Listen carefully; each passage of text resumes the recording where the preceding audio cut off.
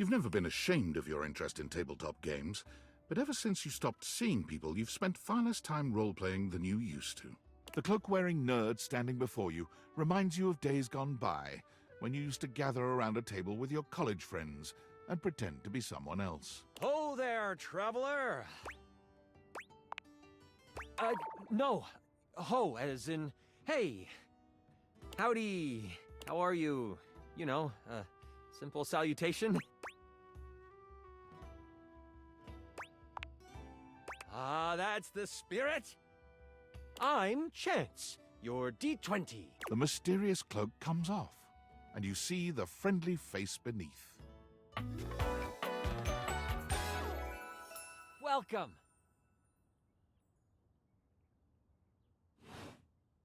Taking a tiny respite from the drudgery of work?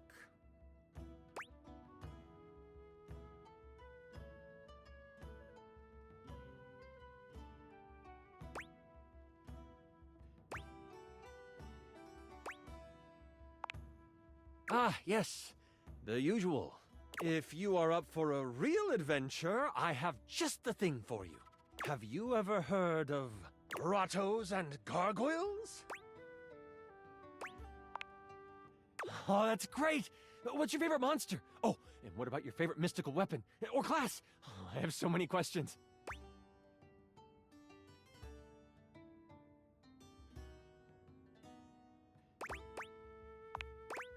Wow!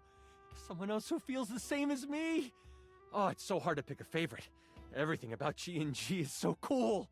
You wouldn't want to, maybe, kinda play with me, would you? It would only be the single greatest thing you could do for me. Chance's eyes light up, his hands balling into fists as he does his best to contain his excitement. Really? Holy crit! Someone to play with me! You have no idea how hard it is to find someone to play with.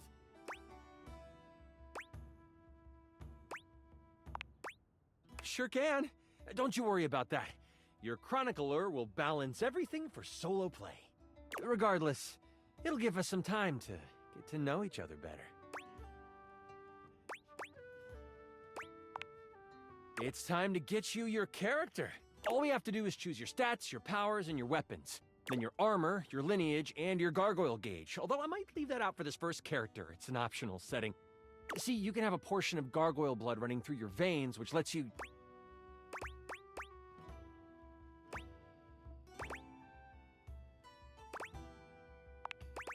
Oh, of course! It is a whole heap to take on your first time out. How about you let me make your character for you? I know the game inside and out, and you can just show up and play. Oh, I'm so excited. You have no idea how much fun we're going to have. I'll even build the session based on what class you pick. There are 3 classes I can get rolling for you. All of them are awesome, but they won't be too much of a challenge. I'd suggest the Troubadour, the Guardian, or the Enchanter. Which one would you like?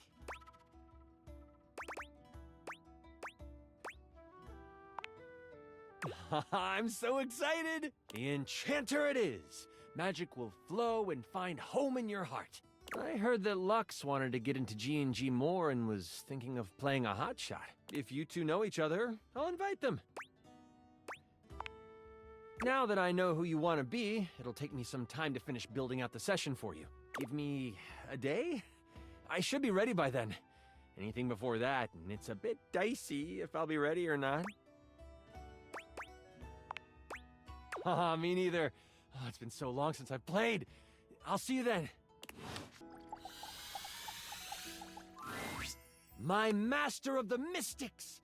You have appeared before me as you had promised.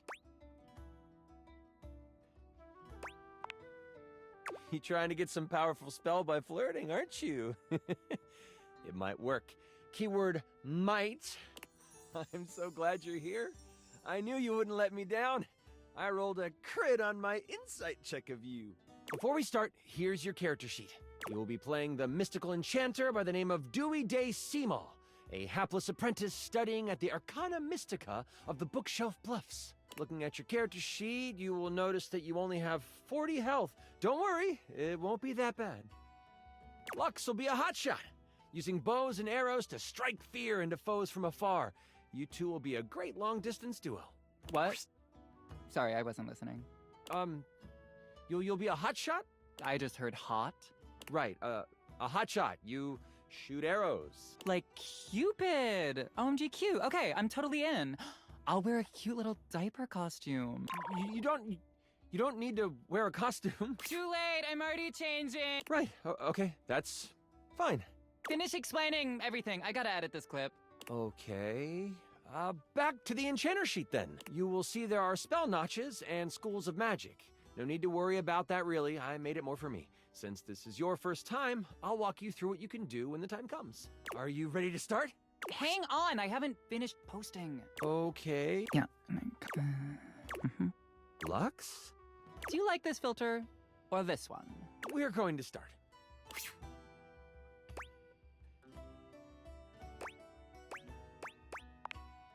I love it. We start our adventure in the study of your mentor, High Enchanter Melville. She is an annoyingly proficient enchanter, and you are lucky to study under her. Only Enchanter Melville is also a hoarder. If you ever needed a magical trinket or a mystical doodad, Melville most likely has it. And after 2 years in their care, you are still relegated to dusting these relics while Melville gives lectures to the spine of enchanters. Except for me, I'm famous. Sure. OMG, I love this game already. Continue.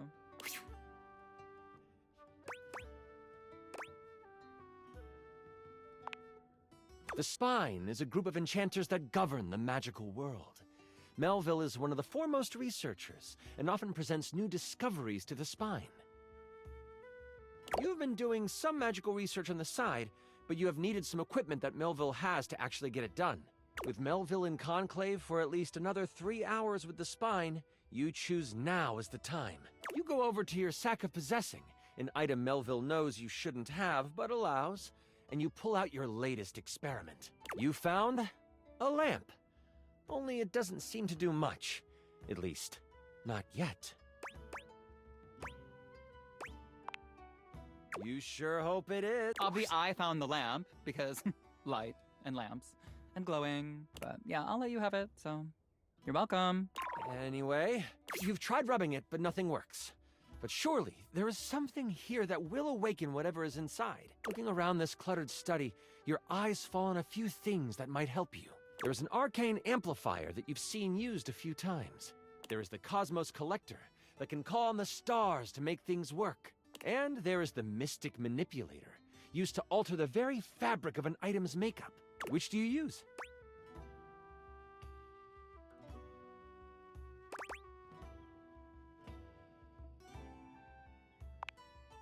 You scamper over to the amplifier. You slide the lamp into the mechanism and push some magic into its gears. It starts right up. It doesn't take long for the lamp to react to the device. First, it starts to glow. It takes on a warm copper look, but then it starts to shake. Slightly at first, but then, boom! An explosion of magic rips the device apart, and white smoke consumes you. Some of the glass catches in your skin, and you take 5 damage. I roll to avoid the damage. What does a 1 mean? That's a critical failure. Okay, well, I just asked because I didn't roll 1. What did you roll? The number that avoids damage to my freshly applied makeup. You wave your hands, clearing your vision. And that is where you see it. The lamp, on the ground, broken in half. And floating above it, with beautiful purple skin and muscles that just won't quit. A djinn. You've done it! You released the djinn inside of the lamp. So, you the one who went off and set me free and all that?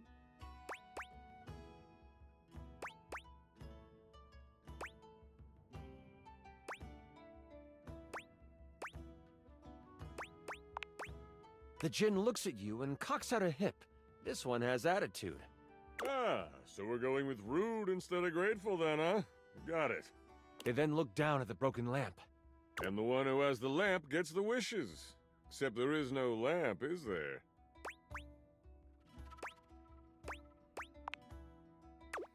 I'm good. Thanks for the jailbreak. And with a whirl, the the gin flies out the window and towards the woods. You realize that this is bad. Oh my god, can I just say that this is like terrible writing? Like whoever wrote this did like a terrible job. No offense. You do know I wrote this one shot, right? Oh. Wait, really? Oh, wow. Okay, yeah, and I was totally joking because it's so creative and original. Do you mind? Wow, relax. I am just trying to give you a compliment. Moving on.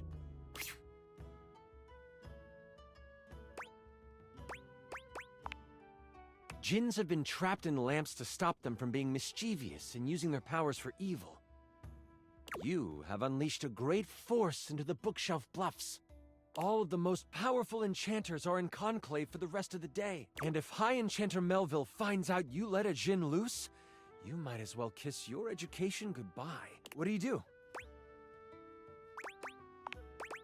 You rush to your dorm to prepare to catch a Jinn. I run too, but like so fast. And with so much prancing. I'm basically like frolicking in the woods, but sexually. In your dorm, your sack of possessing over your shoulder, you start to think about what you might need. But you don't have a ton of time. Your battle wand, of course. You also grab your Tome of Terrible Creatures. Flipping through it, you make sure you find the chapter on Jinns. One paragraph stands out to you. It's about metal and the way Jinn react to it. It's something to come back to. Oh, don't forget your ringing rock. Someone might call you. You know you can't hesitate for too much longer, so you decide to grab one more thing. Do you want the large red mystery potion? Oh, there is a box with runes sketched into it. It looks like your roommate's, but it also looks powerful. Maybe this will help? Which do you take?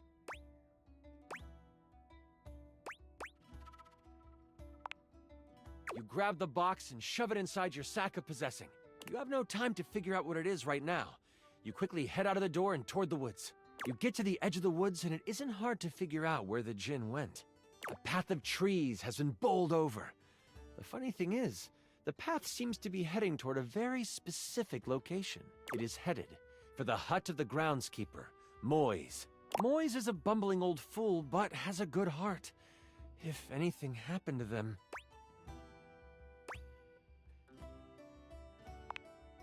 You race through the woods toward Moi's cabin. Right on the edge of where Moi's cabin would be, you see Moise. They are tied to a tree, but they aren't resisting. A tiny gnome, Moise has always been kind to you. They snuck you herbs you needed for your experiments and may have helped you destroy evidence of a failed enchantment before. I set up a drop shipping store for the gnome, leveraging my brand.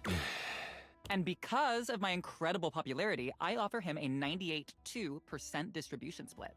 Anyways... I call it Zodiac Herbs for astrological abundance. And we make a ton of money.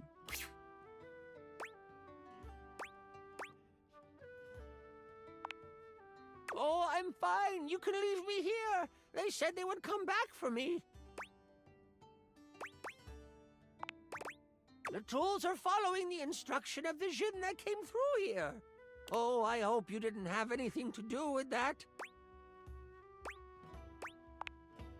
Hang on, wait, nobody would ever actually do that. That is, like, totally unbelievable. Oh, well, that isn't good. Don't worry, I won't tell anyone. The Jinn might destroy us before we even get the chance. All I know is that the tools need my shed so they can build a throne for the Jinn. They might be able to lead you to the Jinn. What do you want to do?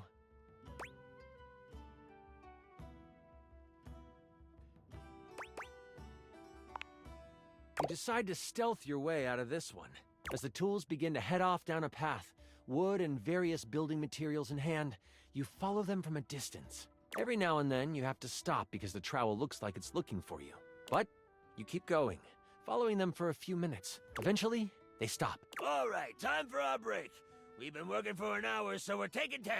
The tools all put down what they are carrying and they begin to talk. You listen closely. So, Rick, you doing all right? This work has out of your general wheelhouse. Oh, thanks for asking, Spade. I'm hanging in there. Tyrell can really push a person, though. Oh, I know. Try being their cousin. Crazy thing is, I should have stayed in the glade with the Jinn. Did you see all those leaves?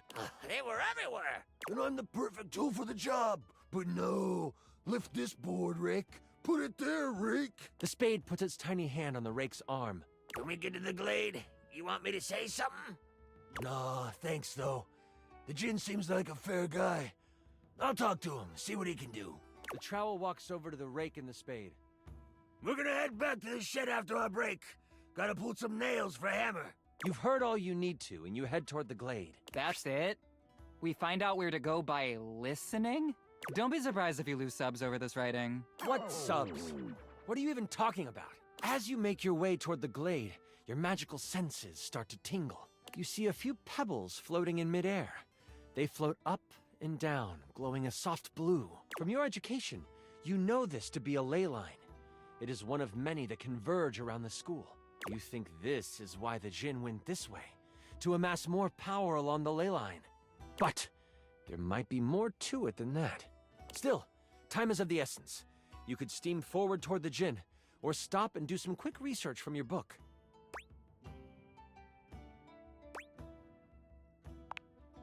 Books are like sexy boob covers.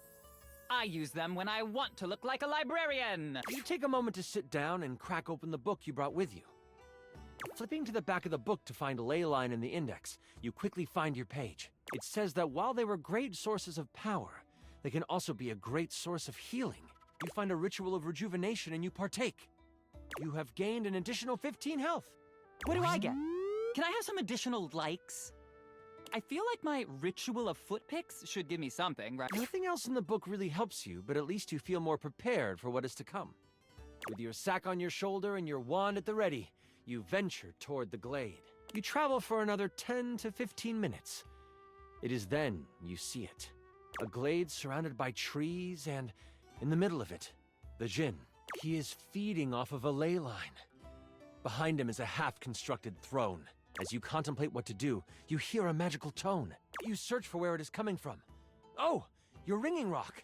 Oh, I get it. The rock is like a phone. And after you're done with it, let me have it for a bit. Then we'll be able to get some real powers.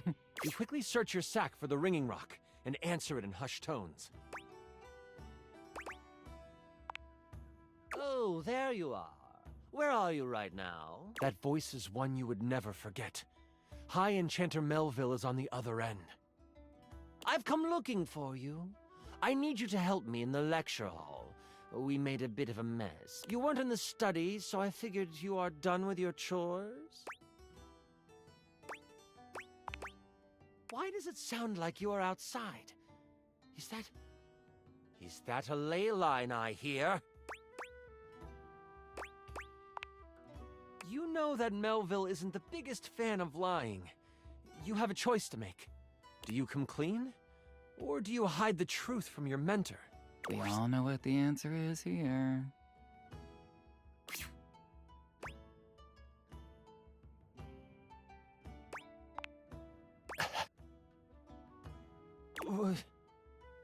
You what? I just want to go on the record saying that I had nothing to do with this. The ringing rock gets so hot you can barely hold it. And let me guess, you are off trying to capture it on your own, aren't you? You hear her signature mumbles along with some choice words rolled in there. All right. Listen closely. You need to bind this stupid thing. If you do, mess it up, and you will be blown to bits. Got it? You listen closely, taking every action to memory, and even repeating it back to Melville. First, circle the area with soil from where you stand. Then, begin an ice spell, only touch it to the ground. Lastly, recite the haiku of holding. You should know it from class. I'm on my way to you, but you must do this first. Hold tight. I'll be there soon. And don't expect to get off easy. The ringing rock disconnects. She hung up on you. None of that matters now. You have to complete exactly what she says. You start to follow the steps set out by Melville. The first thing you do is... I saw this trending. It's a circle of salt or something?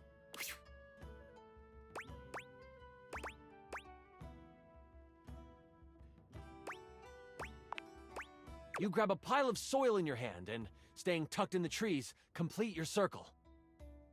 The next step was to start what kind of spell? Fire! It's Leo season, and that is a fire sign.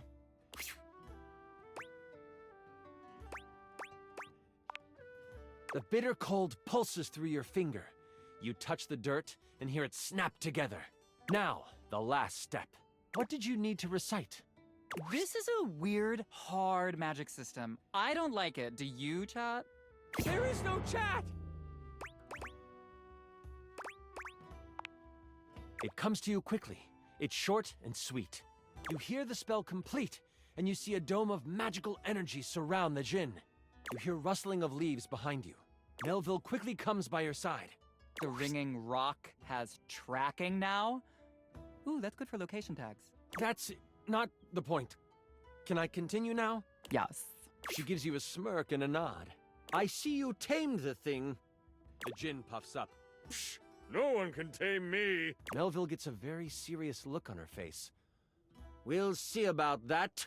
Stepping toward the djinn, Melville holds something in her hand. It's a lamp. Not just any lamp. One covered in runes and etchings. You'll have a choice, dear djinn. Enter the lamp and be trapped for all eternity, or join me. Melville speaks to you without taking an eye off the djinn. With the djinn by my side, I would be the most powerful enchanter there ever was.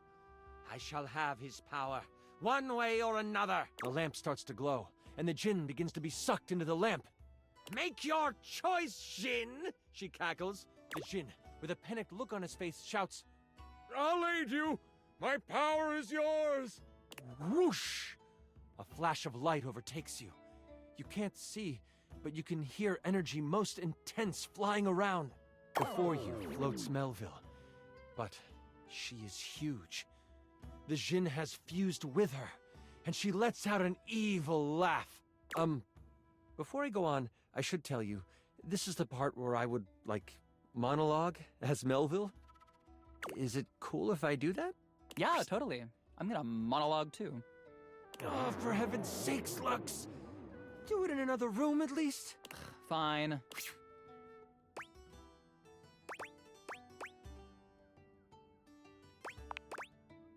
Thanks. Melville lowers down onto the ley line, seeming to sniff the air that radiates with power. I know you can sense it. The power this place holds. These grounds hold a wealth of energy. Energy that could have us enchanters rule the entire world. Mold it into our image. Could you imagine if every place was as ideal as Bookshelf Bluff? A place where learning was the only goal? It would be glorious, wouldn't it? If only we could make that happen. Oops! We can! The thing is, we've always been able to. But the idiots of the spine want to make sure we use our magic for good. What good? The world is full of evil all around us. From the shoelace shores to Cantalopia, evil is everywhere. But we can make it ideal. I can now make it ideal. What I will do will not be found in books. It will not be found in scrolls. The world will learn the peace we have found here, and I will force them to. There is only one problem to clean up first. You. You know my plan, and you could stop me. I can't have that now, can I? Oh, what a pity. It seems I must finish you now. Melville begins to float again. Sling your spells if you want. At least you will die knowing you tried to stop me. Melville flies at you, a spell spinning in the palm of her hand. Only she hasn't quite got used to her new body and powers. The spell goes wild and crashes into a tree. The tree bursts apart, giant splinters flying everywhere. One hits Melville directly in the arm. She rears back, a pained wince on her face as she pulls out the large piece of wood. This gives you time to react. You are panicked and aren't sure what to do. You summon a fire spell, slinging it across the glen towards Melville. It is like her skin absorbs it. You get off a lightning and water spell too. Nothing. I have a potion in my inventory. I bet it's acid. I throw it at her. If you had read the sheet, you would know you just threw her your only health potion. Ooh, so I made her stronger? You made her stronger, yes. Someone forgot what they've learned. Melville fires off a spell of pure force at you. It hits you hard in the stomach for 15 damage. Wish I could help. Nothing seems to work. What do you do now? Give Melville the 15% discount on the Lux Ultralight Airplane Pillow!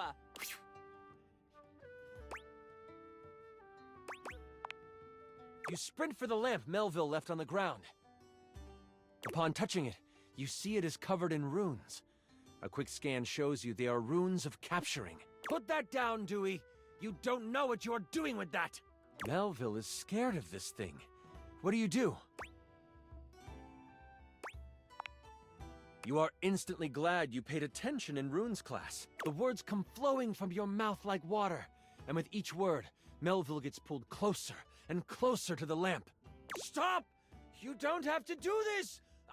I won't kill you right now! It is obvious she has never known humility. As she gets pulled in toward the lamp, you hear a voice next to you. Well, ain't that something? You look away from Melville for a moment, and you see Moise and the tools appear beside you. The trowel groans. You destroyed all the works we done did. This distraction, though momentary, makes you slip on the pronunciation of the rune Slimthumplach. That's a hard one anyway. Melville uses this opening to fling a spell at you. It makes contact, hitting you for 15 health. I hide behind a tree and film the encounter, commenting as I do. That hit makes you wish your robes were padded. You can't get smacked around too much more. As you are hit, the lamp flies out of your hand, and Melville goes to catch it. Only, it burns through her hand. The memory of the tome comes back to you. Good thing you have metal tools right next to you. I don't know about that. Trowel protests. Moise picks him up and hands him to you. Here you go. He's mouthy, but does good work. You lift the trowel like a magical focus. A grayish silver orb of pure metal collects at the tip of the trowel. This is kinda awesome. Trowel yells, and you unleash it toward Melville. It rips through her, leaving behind a ring of smoke where it made contact. You've never done metal magic before, so you aren't.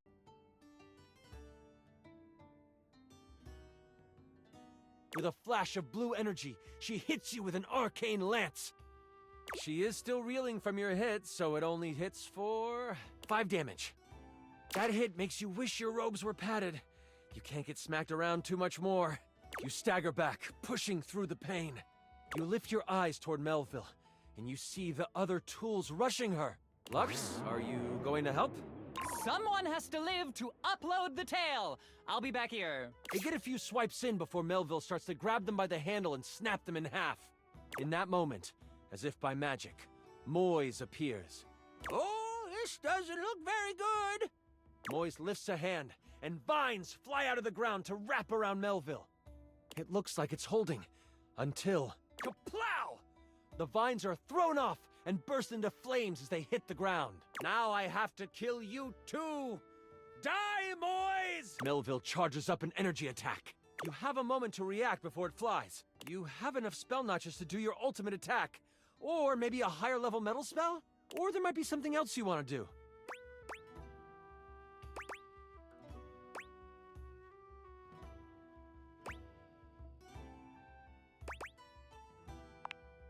Oh, well, crit! You step in front of Moise before Melville can unleash her attack. I step in front of you and strike a hot, mysterious pose. And then I get somewhere safe and out of the way. One of the tools shouts out, What are you doing, kid?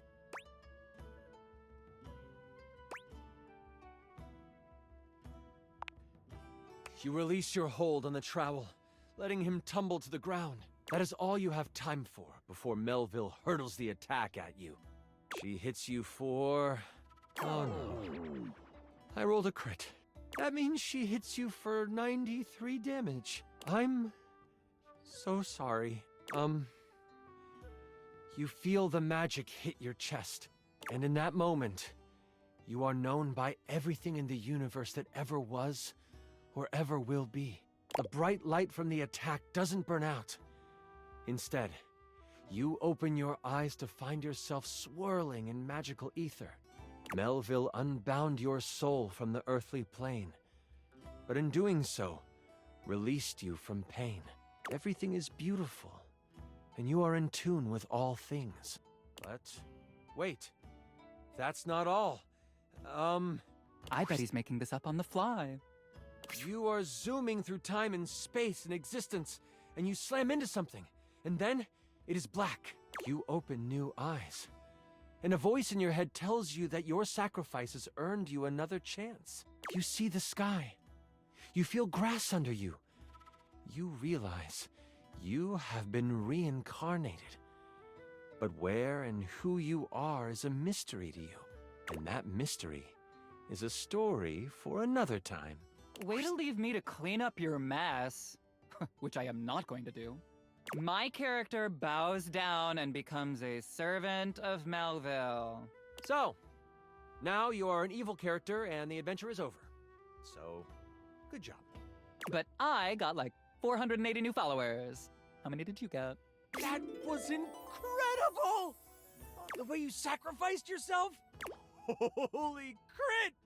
Oh, that was better than I could have imagined. You are perfect. I'm sorry. That's super embarrassing. But like, if that's how you roleplay here, I'm excited to see how you might like some other roleplay.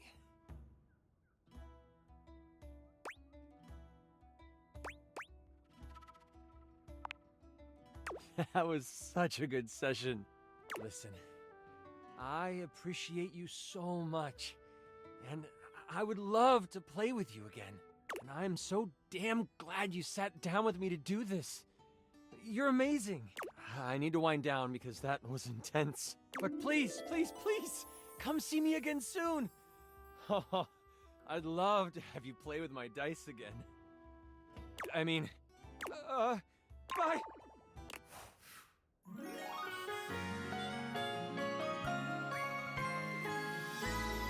Holy crit!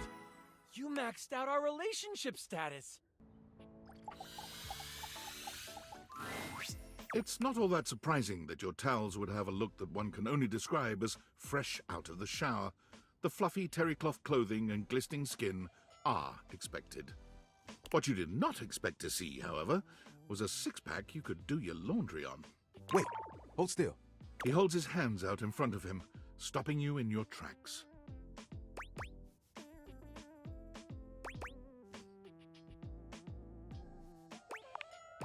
You didn't do anything. He backs away from you, slowly and carefully. Just don't move. Ooh, there's some water on the floor. Let me get that before you slip and fall. He bends down to mop up a tiny puddle, standing back up with a grin. There, all good.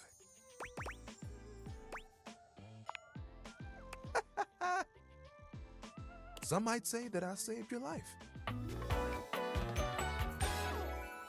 Hey, hey! Did you see that dude? I may be soft, but I'm hard against spills. He mimes playing a trumpet, imitating the instrument with his mouth. I dry as quick as my wit. If you get wet, don't get upset. Isn't that right, my absorbent sidekick?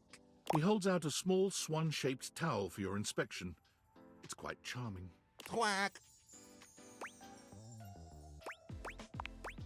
Oh, this? This is Little Buddy. He's pretty cool. I can fold him into anything I want. Today, a swan. Tomorrow, who knows what the fabric of the universe will weave? I mean, I only know how to fold like two others. But still, it keeps me busy between cleaning spills and warming up your body.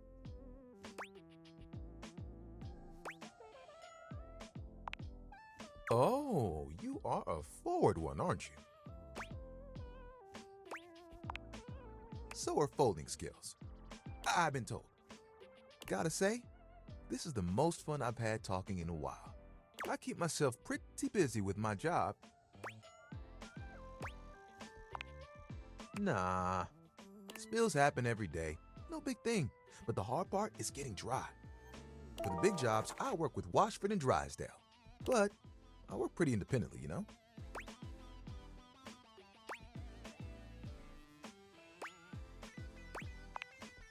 Don't I know it?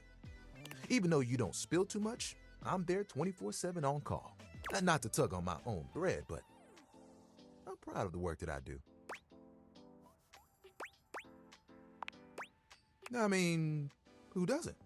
There are things I want to do, but my job is important, you know? Those spills ain't gonna unspill themselves, and I won't be spilling things to you until I get to know you better. So, let's make a deal. Next time you see me, I'll show you something cool, and maybe I'll tell you a bit about myself. I'll show you an idea I have. You see Tyrell confidently strutting through the room he seems to know best. Tyrell is my name, and cleaning water is my game. Keeping it fluffy and, thoughtful. I just had a bit on my mind lately. I see you walking in here, giving Johnny Splash and Bathsheba Bathtub the eye like you want to get naked with them. Sorry if it seems like my tassels are in a twist. Your boy's all good.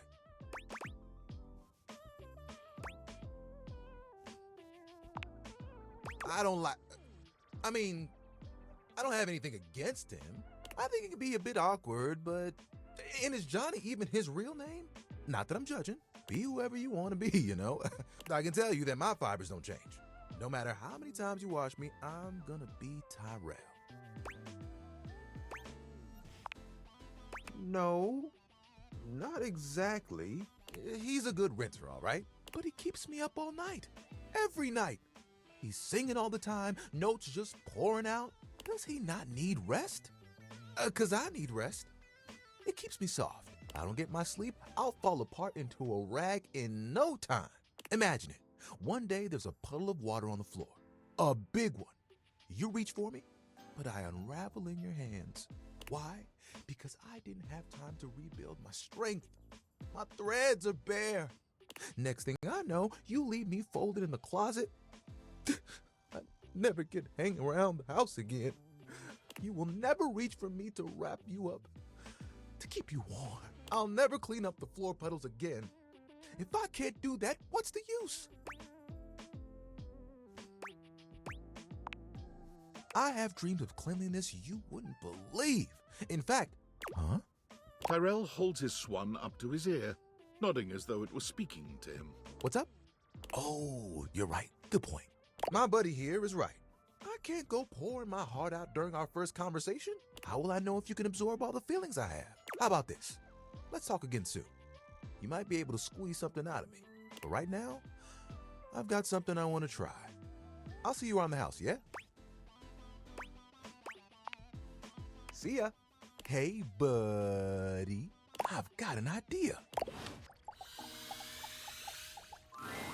Tyrell looks delighted to see you as you come across him again in the bathroom. Let me see those damp hands. Yeah.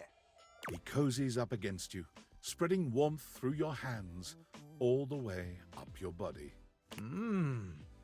Gotta say, I love making you toasty more than anything.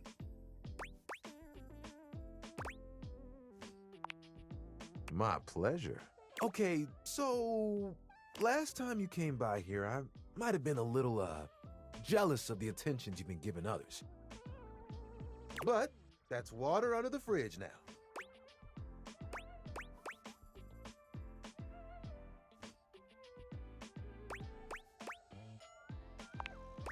Glad to hear you're glad to hear it. And look, since you came by, you get to see my newest...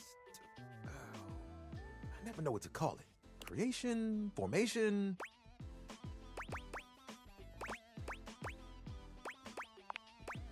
No, it still sounds too stiff. Oh, how about this? Let me introduce you to the newest iteration of my buddy, Towel Turtle. Tyrell holds his towel buddy out to you, a sweet, absorbent little turtle. Let me tell you, it took us a couple tries to get the shell just right, but it was worth it.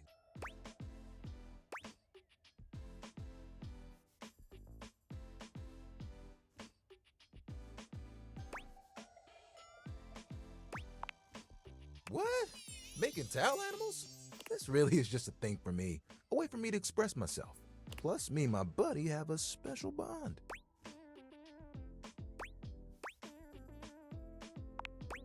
They've seen me through a lot. Remember when you got me from that thrift store? I was wrapped with my towel, buddy. I remember you saying it was as good as new. Well, let me tell you, I've seen some massive spills in my day. Things you wouldn't believe. Did you know what pasta sauce can do to grout? It ain't pretty. What? I didn't have to take on the task alone. Nope. There was a team of us, all dedicated to helping keep things nice and dry. I was happy to be with my friends, working together. Hell, we used to hang out at the bathroom bar most nights and just chill. Oh, it was the shit. Hanging out with people who get what you do, nothing like it. Towel buddy over here would do tricks, turning into different things, making us laugh. Every colored towel you could think of, all in one place. And the linen closet? Always a party. Sometimes it was so full, you couldn't get a shelf. Those were the good times.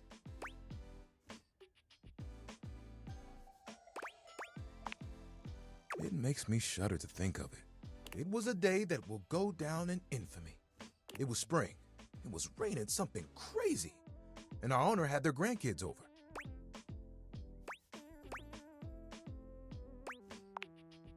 You guessed it.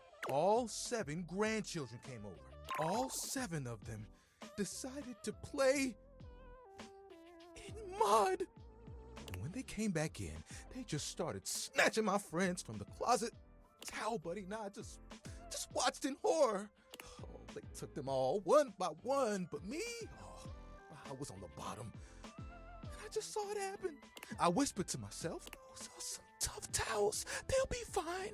When they came back from the laundry room a few days later, it was too late. They had become... He pauses, as though overwhelmed by the horror. Rags! Rags! You've got to be stain resistant to stay in the game. That grape juice, you can't let it stick to you. But if you let mud stay on a towel for days, oh, it can be too much. I know that if Washford and Drysdale had been there, it would have been a different story. They could have saved a few of them before the stain got in too deep. The way they were treated was way too much for them. When the rest became rags, our old boss wanted a completely new set. He saw that I was still strong and decided to donate me.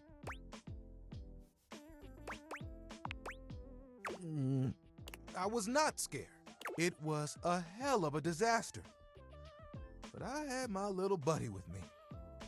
We kept each other company, and I knew I would make it. I'm resilient. It's in my fibers. Can I see your hand? You extend your hand to Tyrell, and he takes it, his touch gentle and unassuming. When you touch me by my hand, what do you feel? You felt that too? I don't think it's just static electricity either. But there's something else. Feel the texture of my hand. The way I'm made. Soft but sturdy. Hard-working, yet comforting. I'm warm.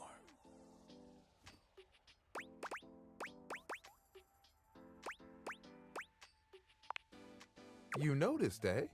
And my little buddy here helps me channel all those bad things into a way I can express my emotions. All that to say, I'm premium. That's why they call me the Lord of the Rings. You get it? Yeah.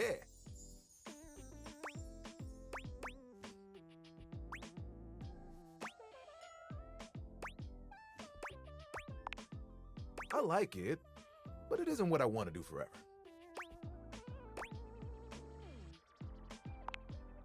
Picture it. The music of summer playing over a speaker. Perhaps a Bluetooth.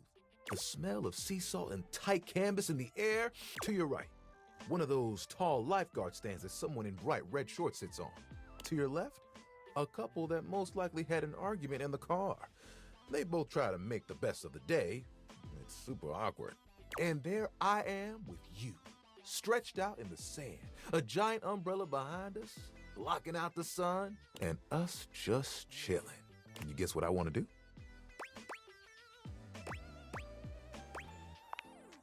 Ding, ding, ding. That's right. Beach towels have it made. They just lay in the sand all day, taking in all the sights. At night, they get to sit next to a fire and listen to someone play one of 3 songs they know on the guitar. I'd still get to dry people off, and the sun would help me do my job better. And who could ask for a better view? Clear blue waters, open skies. My towel buddy could be there too. Oh, I could fold you into a fish or a seagull.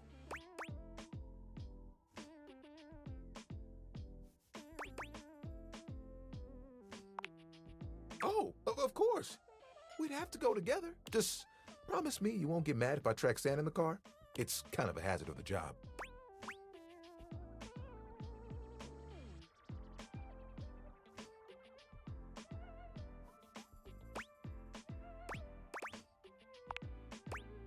You would?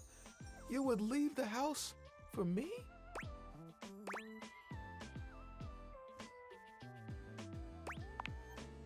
We would turn heads, that's for sure. You know, that's the first time I've told anyone my dream. I'll be honest, I was a little worried that you might think it was silly.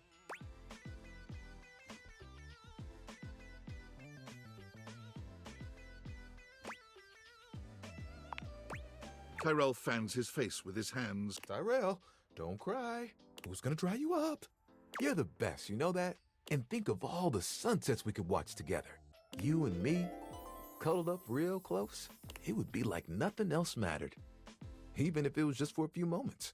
Oh, that would be awesome. We've got to make it happen.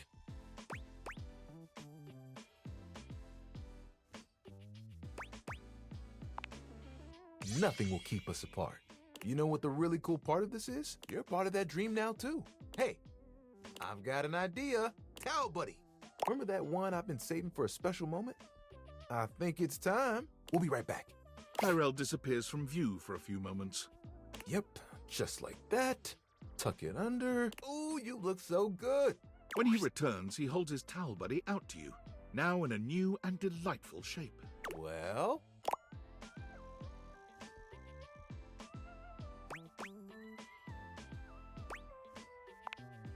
I know. I had to make sure I got the nose just right. I think Towel Buddy will be like this for a while. And, you know, you can wrap me around you anytime you want. I'm cozy regardless of the circumstances. You get me?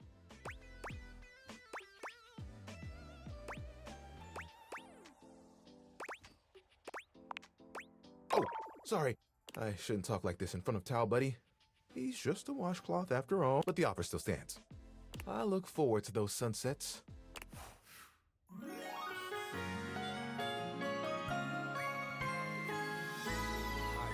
This is love. You see a slim, dainty gentleman in a well-tailored suit. He's absorbed in the ticking of a fancy pocket watch, but it's the feline ears on his head that most catch your attention. A tail sprouts from just above his backside, moving back and forth in time with the watch. Tick, tick, tick. Why have you come? I don't see interruption to meditations on the beauty of time on the schedule. Oh, well, I can certainly make time for that. Perhaps you do not know this, as so few are as attuned to time as I am. But punctuality is of the utmost importance. So if you wish to speak to me, you must make an appointment.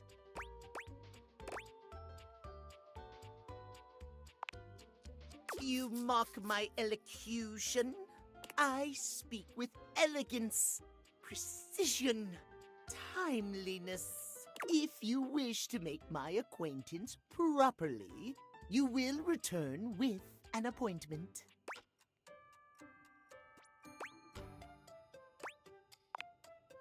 Sweet heavenly hours, I was so busy reprimanding you, I forgot to introduce myself. Not that you didn't deserve it for breaking from the schedule, but it is no excuse.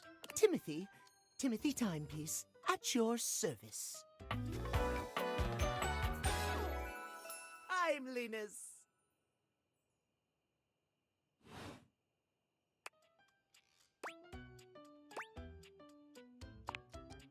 It most certainly does not. We should all be obsessed with the beauty and perfection of time. The safety of it, really. As long as one abides by the schedule, nothing can be out of place.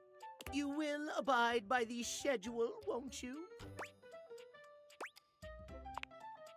Excellent. I thank you. I will see you at noon sharp, and we can speak then. Do not be early. Do not be late, and do not try to see me at another time. If you do, catastrophe, untimeliness. See you then, and not a moment before.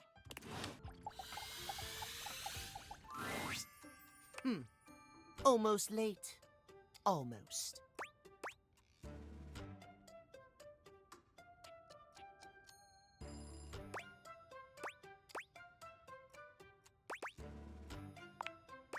Yes, indeed. You're just in time.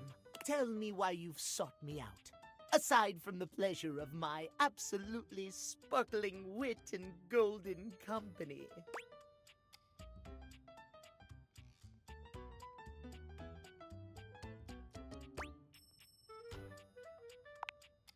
Oh, well, I can certainly help you out there.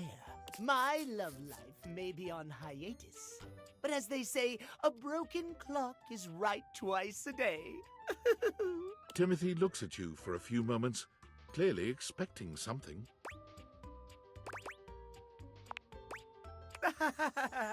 Yes. Well, let us start with the most important thing. Timeliness, next to godliness, as they say.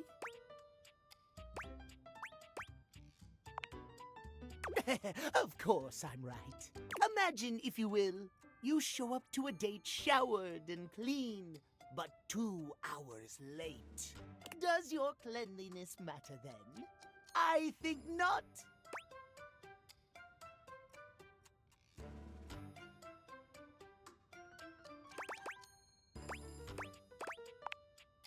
Of course I am, old bean. Oh dear, how me flies. I must away quite soon, but before I go, I want to be sure I've imparted my wisdom to you precisely as I meant to. What did you learn from me today?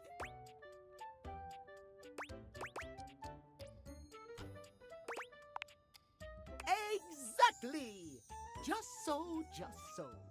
Just remember, there is always time for timeliness. Now leave me. I've run out of time for this conversation. If you wish to speak again, find me at 3 p.m. Precisely at 3 in the afternoon. Farewell!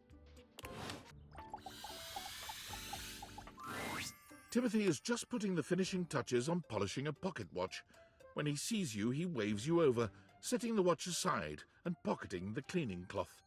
There you are, just on time. I must say, I'm absolutely chuffed to see how timely you've been. You're right on schedule. I was just polishing some of my timekeepers. Would you care to join me?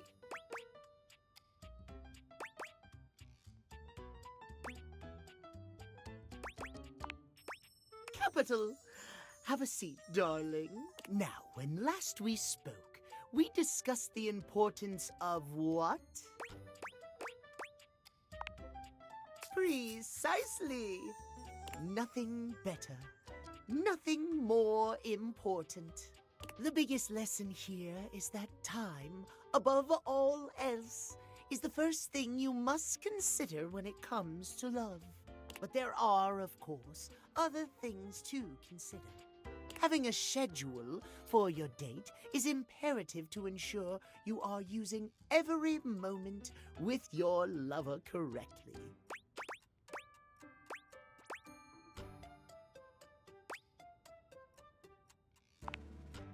Why must you say it so disdainfully? There is nothing more arousing than an orderly, efficiently planned date. Picture this, if you will. You and your date arrive at your dinner reservation exactly on time. Your date says to you, "Darling, what's on the agenda?" You say to them, "We have approximately 10 minutes to review the menu and engage in small talk." They can only moan in needful appreciation for your immaculate scheduling. Oh.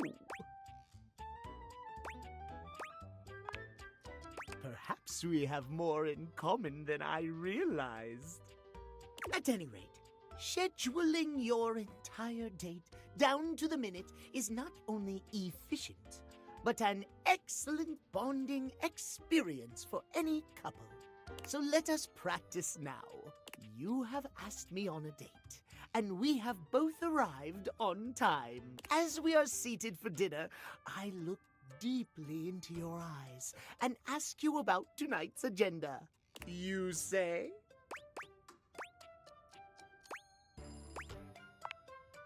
Meow. I have never been so attracted to another. Excellent. Truly excellent. Surprise! Our date has gone swimmingly, and I have invited you to another activity. But your schedule has not accounted for this unexpected excursion. Horror of horrors! What do you do?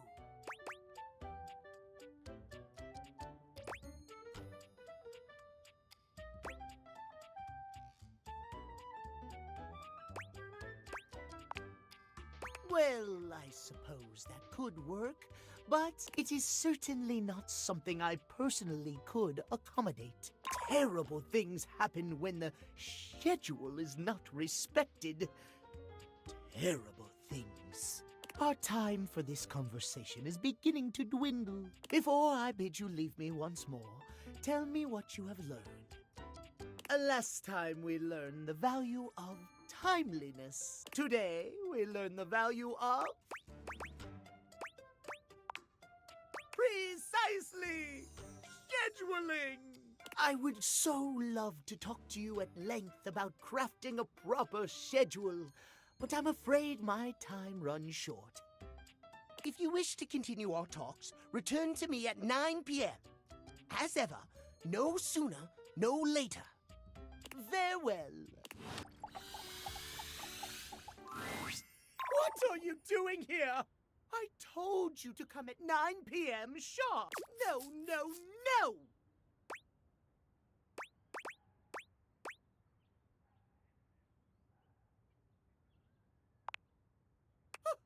Good. Go! And do not come back until 9 p.m.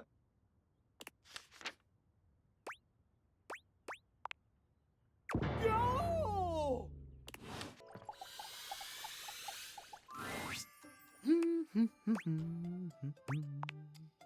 Oh, hello. Goodness me, but it's quite late, isn't it? I hadn't expected to see you in the dark.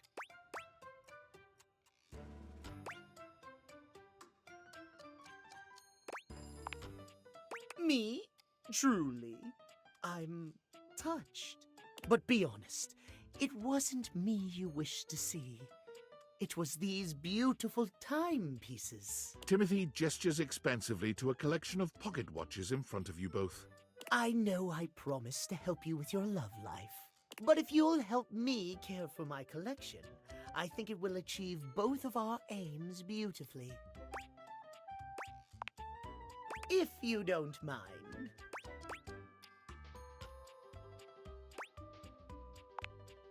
Why, yes. You've shown yourself to be a reliable, timely person. Why not? You take a seat by Timothy. He hands you a soft cloth. Gently, just like this. Draw the cloth across the watch face. To maintain a pocket watch, one need only use a microfiber cloth. Harsh chemicals or even water can damage the surface and the inside. Pocket watches are like hearts in that way.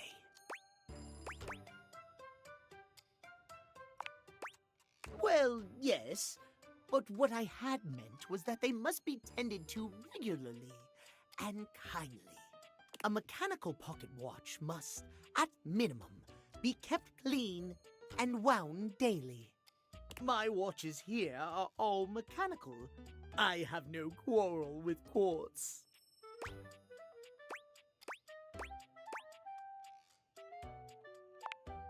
Timothy seems quite pleased. He beams at you, then allows himself to continue on.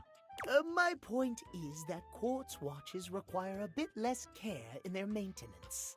And I say this is a mistake. Sure, that might make them suited to everyday use for everyday folk, but who needs that?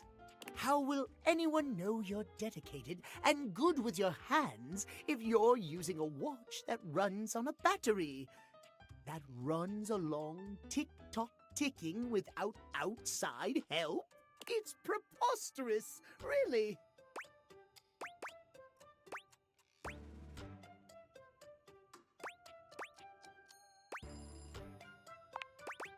It's all quite simple, my dear. If you raise the standard of care for yourself, whether it be from romantic or platonic relationships, the quality of caring you receive will, in turn, be much higher. Timothy looks over at the watch in your hand, as though suddenly realizing you're still holding it. There now, that'll do. You can just set that down there. Gently, please.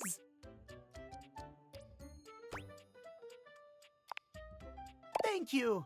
Your help and courtesy are most appreciated. You and I have been talking for some time now about these things. I hope you have gotten something from these little chats of ours.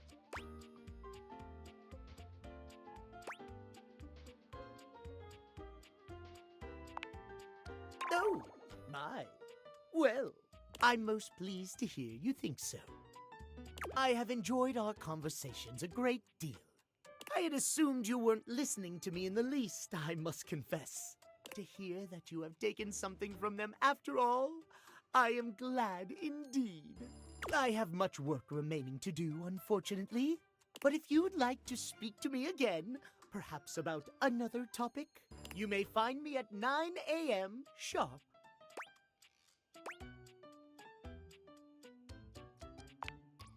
Farewell, then.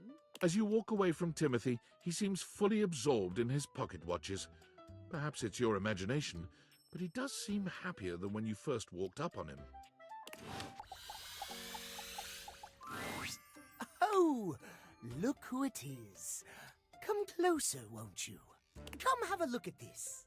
Timothy is in the middle of some sort of complex operation, taking a pocket watch apart. I wouldn't normally allow just anyone else here, you know. But you've shown yourself worthy of trust. The honor is all mine, my dear. Come and sit here by me, if you would. Watch repair takes a great deal of care, patience, and trust. I cannot have just anyone around me when I work. But you, I feel a strange calmness in my soul when I think of you. Normally I am, well, I admit, perhaps a bit tightly wound. It is by necessity, after all, a failure to adhere to the schedule to promote and uphold that most holy of values, timeliness. It can be catastrophic for a number of reasons, but I know now. Timothy holds the watch out to you, and the two of you watch its delicate components tick away the seconds. No longer does the beat of my heart synchronize with my pocket watches alone. It beats in time with another. He gently closes the watch face, setting it down away from him, and taking your hand in his. I never thought I could find someone who not only accepts every facet of me, but even understands them. Tell me you'll stay by my side through the hours, day or night.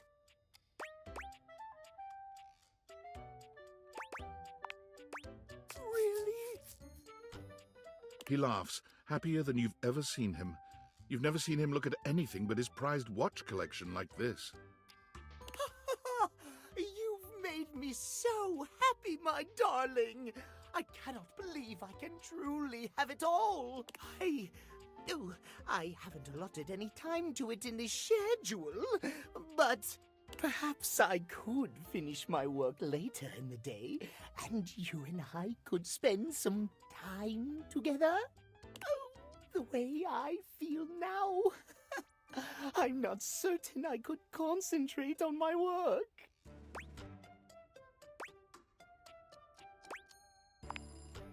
Oh, my. Well, then. Timothy gently gathers up his pocket watches, moving them somewhere safer for the moment. Then he's taking your hand in his, leading you somewhere more private. This is unprecedented for me. I never imagined a break from schedule could be so intoxicating. Yes. Timothy's a bit shy at first, but he takes to you quickly. For someone who is so regimented, he's surprisingly spontaneous. You're so wrapped up in each other, hours pass before you even realize it. This might have started awkwardly at first, but now, nothing feels more natural.